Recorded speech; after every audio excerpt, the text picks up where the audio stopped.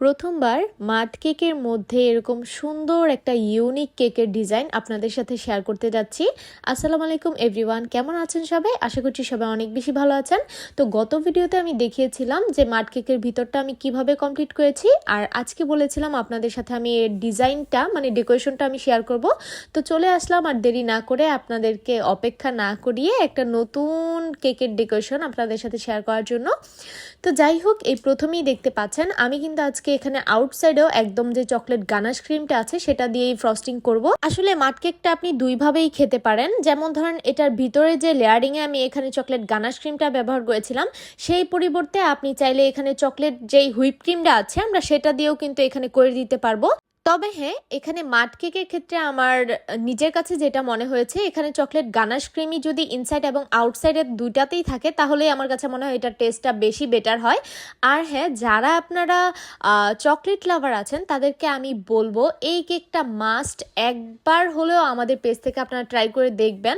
এটার টেস্ট সত্যি কথা বলতে এক কথায় আর কি দুর্দান্ত। আমার বোন যে এত বেশি চকলেট লাভার, সেও এটা খেয়ে বলছে যে আমার চকলেট খাওয়ার একদম মানে মন ভরে গেছে, মানে এখন মনে হয় যে ডার্ক চকলেট আর না খেলেও হবে, এরকম একটা বিষয় আর কি।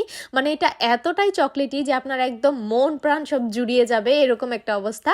তো যাই হোক, এখন মন প্রাণ জোড়ানোর অবস্থা বাদ দিয়ে আমি বলি আমার ফিনিশিংয়ের অবস্থাটা কি হয়েছিল। বিশেষ করে এই শীতের দিনে চকলেটের কাজ, শীতের দিন বলবো না আমি, শুধুমাত্র গরমের দিন শীতের দিন দুইটার ক্ষেত্রেই এই চকলেটের কাজ করা যে কতটা বেশি কঠিন যা বলে বোঝানোর মতো না।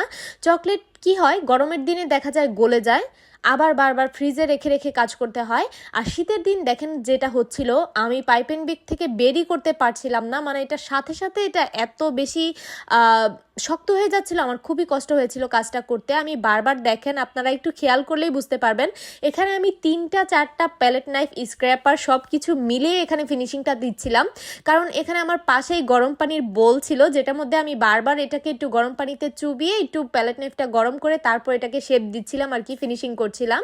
কারণ এছাড়া আর কোনো উপায় ছিল না, যেহেতু মাড কেকের ক্রিমটা আমরা আগের দিন রাতেই রেডি করে ফেলি, মানে একদিন আগে এটা করে রেখে দিতে হয়, তারপর ক্রিমটা এরকম ক্রিমটা না চকলেট গানাশটা এরকম একটা ক্রিমি ভাইবে চলে আসে।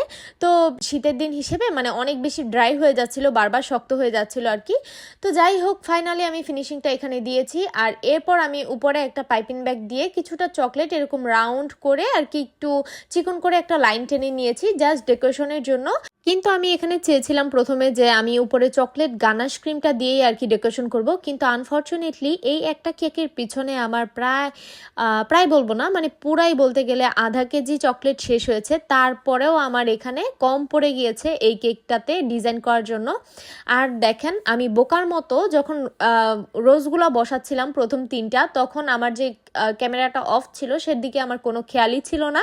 তো পরবর্তীতে 2টা রোজ বসানোর সময় আমি একটু ভিডিও করে রেখেছি। আর রোজ বসানোর পর এখন আমি দিচ্ছি একদম তাজা তাজা গোলাপের যেই ফ্রেশ পাপড়িগুলো আছে, সরি পাপড়ি কি বলছি, পাতা, সেটা এখানে দিয়ে দিচ্ছি। আমার কাছে ব্ল্যাক, রেড, গোল্ডেন, তারপর গ্রিন, এগুলোর কম্বিনেশনটা দারুণ লাগে। তো আমি এখানে একটু সবুজ রাখতে চেয়েছিলাম, তাই আমি বিকেলবেলা ছাদ থেকে গিয়ে এরকম ফ্রেশ পাতাগুলো নিয়ে এসেছিলাম।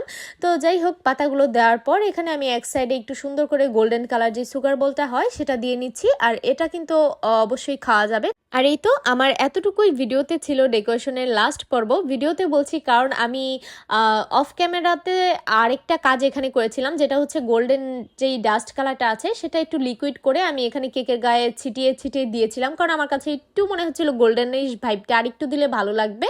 তো তারপর আমি এই কাজটা করেছি যখন আর কি আমি ওই মুহূর্তে ভিডিওটা করতে পারিনি। তো যাই হোক, পরবর্তীতে আমি যখন ছবি দিব তখন আপনারা দেখে নিতে পারবেন। তো সবাই ভালো থাকবেন, সুস্থ থাকবেন। আজকের মতো ভিডিওটা এই পর্যন্ত। আল্লাহ হাফিজ।